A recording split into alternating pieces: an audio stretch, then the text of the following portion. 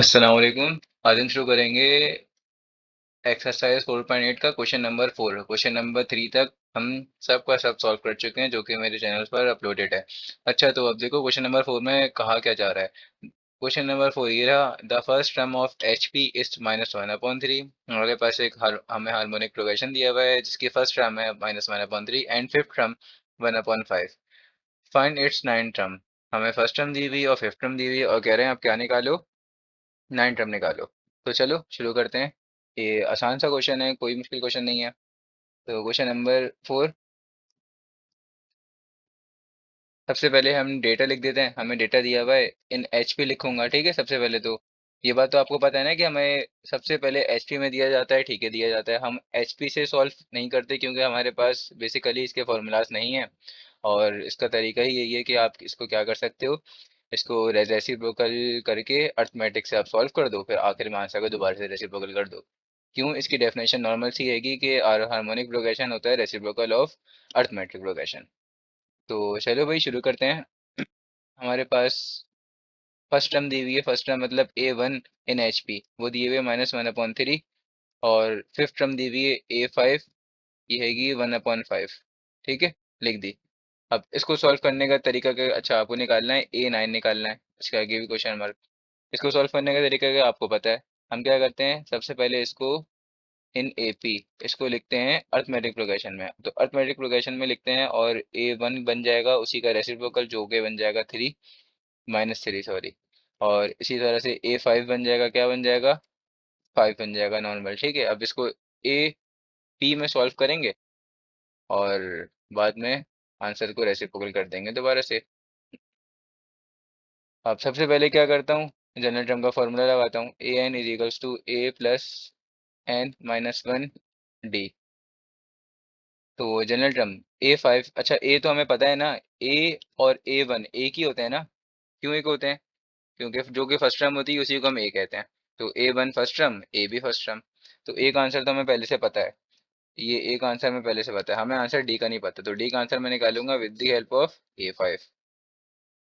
तो एन की जगह पे आया 5, ए की जगह पे भी ए ही लिख देता हूँ, और एन की जगह पे क्या आएगा, 4 - 1 और डी। अब ए की जगह पे ए का आंसर डाल दूंगा और A5 की जगह पे A5 का आंसर डाल दूंगा जो कि मेरे पास गिवन है। तो सॉरी, मैंने 4 - 1 लिख दिया है, ये आएगा 5 - 1। ठीक है, मेरे माइंड में दरअसल फाइनल आंसर चल रहा था तो इस वजह से मैंने ये लिख दिया A5। 5 आ गया। अब यहाँ पे आएगा ए, ए की वैल्यू हमारे पास हुई यहाँ पे फिक्स जो हुई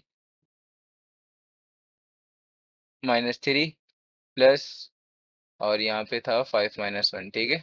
और ये हो गया 4D। समझ गए? अब क्या होगा, हमें डी का आंसर निकालना है, तो यहाँ पे माइनस हो रहा था, दूसरी साइड पे चले जाएगा तो हो जाएगा प्लस। और यहाँ पे बच गया 4D। 8 4D, 4 के साथ यहाँ पे मल्टीप्लाई हो रहा है, दूसरी साइड पे जाएगा तो हो जाएगा डिवाइड। तो 8 divide by 4 is equals to D. D का आंसर आपके पास आ गया 2। डी का आंसर भी हमने निकाल लिया। अब क्या करेंगे, ए भी पता है। अच्छा, ए को दोबारा से लिख देता हूँ, ए क्या है मेरे पास -3। ए और डी सेम होते हैं ना। अब हमें मुझे क्या निकालना है, A9 निकालना है, ये लिखी हुई A9। क्वेश्चन में ये बोला गया था ना। तो अब A9 निकालूंगा। A9 के लिए पहले तो जनरल टर्म का फॉर्मूला लिखना पड़ेगा मुझे, ठीक है। A9 के लिए जनरल टर्म का फॉर्मूला आपको पता है क्या होता है, ये मैं अर्थमेटिक प्रोग्रेशन की बात कर रहा हूँ, ठीक है। अब यहाँ पे आ गया A9। ए की जगह पे चलो एक आंसर लिख ही देते हैं अब डायरेक्ट, N - 1। एन की वैल्यू क्या है, 9 है ना, 9 टर्म निकालनी है। तो N - 1 और डी, डी की जगह क्या आएगा, 2 आएगा। इस पूरे को आप सॉल्व कर सकते हो कैलकुलेटर में डायरेक्ट डायरेक्ट ही, लेकिन मर्जी है आपकी किस तरह से करो। प्लस 8 × 2, इसका आंसर आ जाएगा पूरा का पूरा आपका A9 का आंसर आया आपके पास 13। ठीक है भाई, तो 13 आंसर आ गया। लेकिन ये हम किस में सॉल्व कर रहे थे, हम ये कर रहे थे एपी में सॉल्व। अब दोबारा से इसको लिखेंगे इन हार्मोनिक प्रोग्रेशन। इसमें मेरे पास A9 का आंसर बन जाएगा, उसी का रेसिप्रोकल कर दो दोबारा से, 1/13। ठीक है भाई, हमारे पास क्वेश्चन नंबर 4 खत्म हो गया। क्वेश्चन नंबर 5 देखो। अच्छा, क्वेश्चन नंबर 5,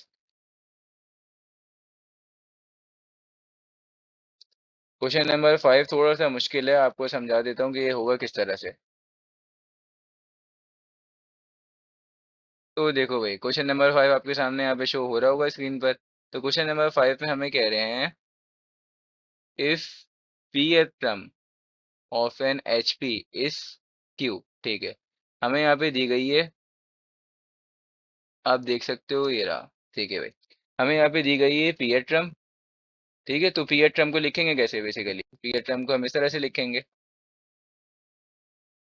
क्वेश्चन नंबर 5। ठीक है, ये पी ए टर्म हमें बोला गया ना, तो इसको हम टी पी लिख दो या इसको ए पी लिख दो, आपकी मर्जी। हम ए पी से लिख देते हैं क्योंकि हम लाइन से ए के फॉर्म में टर्म लिखते हुए आ रहे हैं ना, तो हम इसको ए के फॉर्म में लिख देते हैं। तब देखो भाई, हमें कह रहे हैं, if P A term of an H P is Q. अब पहली बात तो ये आप अपनी वही माइंड में बिठा लो कि ये हमें एच पी दिया हुआ है। ठीक है, तो ए पी जो कि है मेरे पास क्यू है। सही है, क्लियर लिखा हुआ है। पी ए ट्रम क्या होगी? ए पी, ये कहलाएगी ना पी ए ट्रम। ये मेरे पास क्या है? क्यू है। एन क्यू ए ट्रम क्या होगी? क्यू ए ट्रम मेरे पास होगी ए क्यू, जो कि है क्यू ए ट्रम इस पी, जो कि है मेरे पास पी। ठीक है, ये हो सकता है आपको अभी क्वेश्चन समझ में ना आ रहा हो, लेकिन जैसा जैसे हम सॉल्व करते जाएंगे तो सब समझ में आता जाएगा। प्रूव क्या करना है? Prove that q o p plus Q term. तो पी प्लस क्यू क्या होगी? A P plus q term इस, हमें प्रूफ करना है कि हमारे पास a P plus q term का आंसर हमारे पास आता है पी प्लस क्यू। मतलब हमें इसका आंसर ये निकालना है। सही। तो सबसे पहले तो हमें ए की भी वैल्यू पता नहीं चाहिए और डी की भी वैल्यू पता नहीं चाहिए। जब हमें ए और डी की वैल्यू पता लग जाएगी तो क्या, हमारा सॉल्यूशन बहुत इजी हो जाएगा। तो सबसे पहले क्या करते हैं, देखो भाई, सबसे पहले तो मैंने यहाँ पे लिख दिया कि ये हार्मोनिक प्रोग्रेशन में है, तो मुझे इसको कन्वर्ट करना पड़ेगा किसमें? आपको पता है, मुझे कन्वर्ट करना पड़ेगा इन एपी में, क्योंकि इसको सॉल्व हम एपी से ही करते हैं। तो एपी में सॉल्व करेंगे किस तरह से? सबसे पहले तो एपी में अगर मैं बदल दूं, एपी इज इक्वल्स टू, यहाँ पे हो जाएगा 1/क्यू हो जाएगा, और ए क्यू हो जाएगा मेरे पास 1/पी। ठीक है भाई, चलो अब करते हैं और आगे सॉल्व। अब क्या करते हैं? अब चलो जनरल टर्म क्या बनेगी? जनरल टर्म का पहले तो फॉर्मूला निकालता हूँ। A n is equals to n plus, oh sorry, a plus n minus one d. ये मेरे पास जनरल टर्म का फॉर्मूला होता है। तो अगर ये मैं बनाना चाहूँ, ए पी का बनाना चाहूँ, तो ए पी का क्या बनेगा? एन की जगह पे क्या आ गया? पी आ गया। तो ए का तो आंसर मुझे नहीं पता, लेकिन एन की जगह पे क्या आएगा? पी आएगा। तो मेरे पास आ गया पी माइनस वन और डी। ठीक है, एपी की जगह पे क्या लिख दूंगा? एपी की जगह पे मैं लिख दूंगा 1/क्यू, क्योंकि मुझे ये तो मालूम है कि 1/क्यू है। 1/क्यू is equals to A plus p minus one d. ठीक है भाई, इसको बना दो इक्वेशन नंबर 1। ये मैं क्यों कर रहा हूँ? ए और डी के वैल्यू फाइंड करने के लिए। अब क्या मेरे पास दूसरा ये गिवन था ए पी, तो दोबारा से जनरल टर्म लिखो। चलो बराबर में बना देता हूँ, दोबारा से ही जनरल टर्म आप लिखो। ठीक है, जनरल टर्म का फॉर्मूला लिखो। A n is equals to A plus n minus one और डी। अब क्या हो गया आपके पास? A p is equals to A plus, अच्छा यहाँ पे हमारे पास क्या आएगा? ये मैंने ए पी गलत लिख दिया है, मुझे यहाँ पे लिखना चाहिए था ए क्यू, लिखना चाहिए था। ये क्या आएगा? इसकी जगह पे आ जाएगा क्यू इस तरफ से। ठीक है, तो ये हो गया 1/पी। ठीक है, तो यहाँ पे मेरे पास n की वैल्यू क्या है? q है, तो q की जगह लिख दूंगा मैं, n की जगह लिख दूंगा q।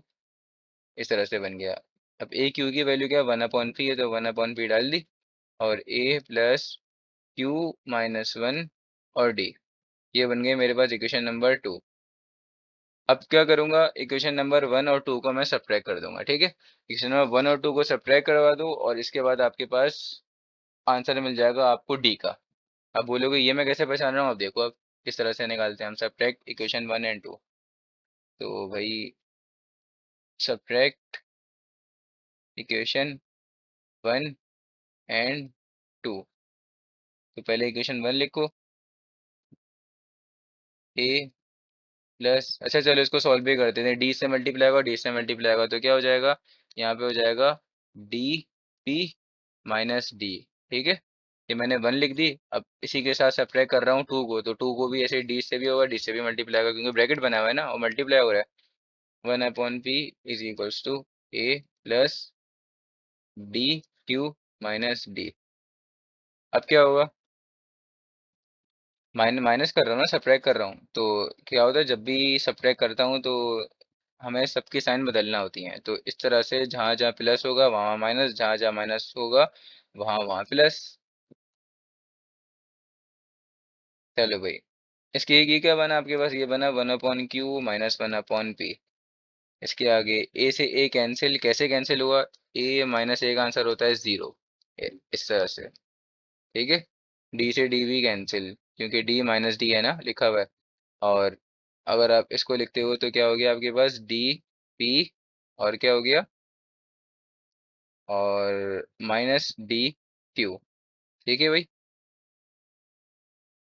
अब देखो अब क्या होगा आगे आपके पास, ये सॉल्व किस तरह से होगा। तो अब आप यहाँ पे ले लो इसका एलसीएम। चलो अब हम लेते हैं एलसीएम।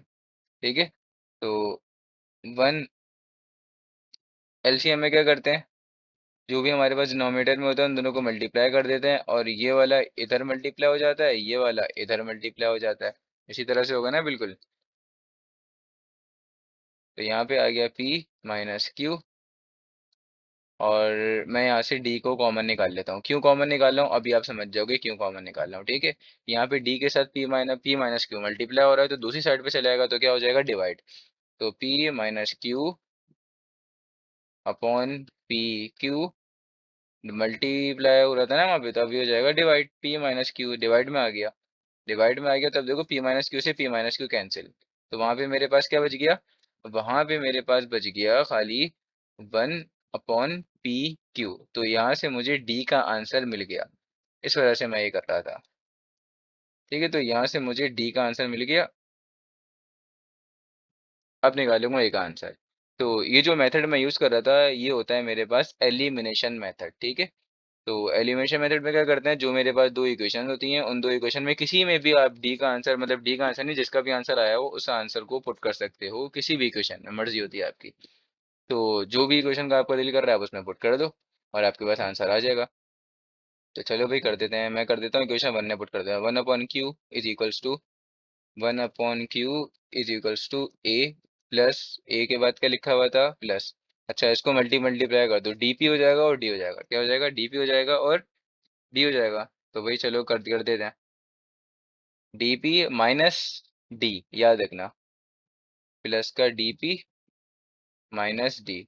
सही, अब डी की जगह पे मैं पुट कर रहा हूँ डी, तो ए प्लस, डी की जगह पे क्या आ गया, 1/पी और क्यू, और यहाँ पे आ गया पी माइनस, इसकी जगह पे आ गया 1/पी क्यू, ऐसे ही आ गया। यहाँ पे देखो पी से पी कैंसिल, अब क्या बन जाएगा, 1/क्यू is equals to A plus 1/क्यू माइनस 1/पी क्यू। आपको फाइंड करना था ए, तो ए को यहीं रहने दो और बाकी टर्म्स को शिफ्ट कर दो दूसरी साइड पर। तो 1/क्यू ऐसे ही रहा, ये वाला 1/क्यू प्लस का है तो दूसरी साइड पे चले जाएगा, माइनस का हो जाएगा। और यहाँ पे ये माइनस का है तो ये दूसरी साइड पे जाके प्लस का हो जाएगा, 1/पी क्यू, और यहाँ पे ए अकेला बच गया। दोनों कैंसिल हो गए, कैसे कैंसिल कैंसिल हो गए, ए माइनस ए क्या होता है, जीरो होता है ना, इसी तरह 1/क्यू माइनस 1/क्यू क्या होगा, ये भी जीरो होगा। इस तरह से हुआ है। ठीक है, तो अब ए बच गया और बच गया 1/पी क्यू। तो यही मेरे पास ए का भी आंसर हो गया। अब ए का भी आंसर मुझे मिल गया, और किसका आंसर मिल गया मुझे, डी का भी आंसर मिल गया, ए डी दोनों का आंसर मिल गया। तो अब देखो क्या करेंगे, मुझे क्वेश्चन में निकालना क्या था, मुझे क्वेश्चन में A P plus q term बताना था, इसके बराबर है, तो अब मैं ए पी प्लस क्यू निकालूंगा टर्म। ठीक है, तो ए, चलो यहाँ पे हेडिंग डाल देता हूँ, for A P plus q term. ठीक है भाई, तो ए पी प्लस क्यू, इसका पहले जनरल टर्म क्या बनेगा, जनरल टर्म का फॉर्मूला क्या होता है, चलो यहाँ पे लिख देता हूँ, a n is equals to A plus n minus one d. तो a plus n minus one, n की जगह पे क्या लिखा हुआ है, पी प्लस क्यू लिखा हुआ है ना, तो पूरा का पूरा पी प्लस क्यू आएगा एन की जगह पे, इस एन की जगह पे, ठीक है। और माइनस वन और डी आया। अब क्या करेंगे, डी का भी आंसर पुट करूंगा और उसका भी आंसर पुट करूंगा। तो डी का आंसर इसके साथ, पहले तो डी को मल्टीप्लाई कर दो, तीनों के साथ मल्टीप्लाई हो रहा है, ठीक है। तो पहले मल्टीप्लाई कर रहा हूँ मैं, a P plus q is equals to a, अच्छा चलो ए की जगह पे ए अभी नहीं डालते, चलो नेक्स्ट स्टेप पे डाल देंगे। ये डी पी हो गया प्लस डी क्यू हो गया, और यहाँ पे हो गया माइनस का डी। अब ए और डी की वैल्यू पुट कर दो जो कि आपको पहले से पता थी, ठीक है। तो ए की वैल्यू थी आपके 1/पी क्यू प्लस डी की वैल्यू थी, अभी देख लेते हैं, डी की वैल्यू 1/पी क्यू, सेम है डी की वैल्यू भी, ठीक है। डी की वैल्यू 1/पी क्यू, और बराबर में लिखा हुआ है मेरे पास पी प्लस डी क्यू। तो डी की जगह पे आ गया 1/पी क्यू, और क्यू आ गया माइनस डी की जगह पे आ गया 1/पी क्यू। तो पी से पी कैंसिल, क्यू से Q cancel, P plus Q, ये क्या बनेगा आपके, अच्छा और ये देखो, ये भी दोनों कैंसिल हो गए। कैसे कैंसिल हो गए, अभी बताता हूँ। 1/पी क्यू माइनस 1/पी क्यू, आपस में ये आंसर होगा जीरो। कैसे जीरो होगा, ए माइनस ए जीरो होता है ना, 1 - 1 जीरो होता है ना, इस तरह से हुआ। समझ गए भाई। तो ये भी मेरे पास खत्म हो गया। अब क्या करूँगा, ये देखो, अब यहाँ पे क्या बचा, यहाँ पे मेरे पास बचेगा 1/क्यू, क्योंकि पी से पी कैंसिल हो गया। यहाँ पे मेरे पास बचा 1/पी, ठीक है भाई। और तो कुछ नहीं बचा, सब कैंसिल हो गया।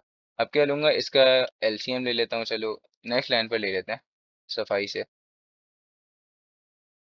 एलसीएम ले लो तो ये बन जाएगा क्यू पी, और क्रॉस मल्टीप्लिकेशन पी मल्टीप्लाई इधर हो जाएगा और क्यू मल्टीप्लाई इधर हो जाएगा। सबको लेना आता है ना यार एलसीएम, पी प्लस क्यू, ये हमने निकाल लिया, इसके आगे ये सॉल्व नहीं हो रहा। और देख, अब देखो, ये हम किस में चल लेते, ये हम चल लेते अभी एपी में। एपी मतलब अर्थमेटिक प्रोग्रेशन। अब मैं इसको कन्वर्ट करूंगा एचपी में। तो ये था इन एपी, ये दोबारा से लिख देता हूँ इन एपी। अब एचपी क्या होता है, यहाँ पे लिख देता हूँ इन एचपी। एचपी में क्या करते हैं, एचपी में लाने के लिए, क्योंकि क्वेश्चन हमारे पास एचपी में दिया हुआ था ना, हमने तो उसको चेंज किया था ना, तो रेसिप्रोकल कर देते हैं, और हमने वही रेसिप्रोकल कर दिया एपी का।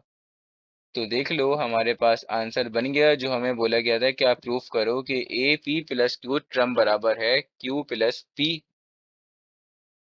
ये देखो, ये रही हमारे पास, ये बोला गया था आपको बनाने को, P Q divided P plus Q, जो बोला गया था हमने वो बना दिया।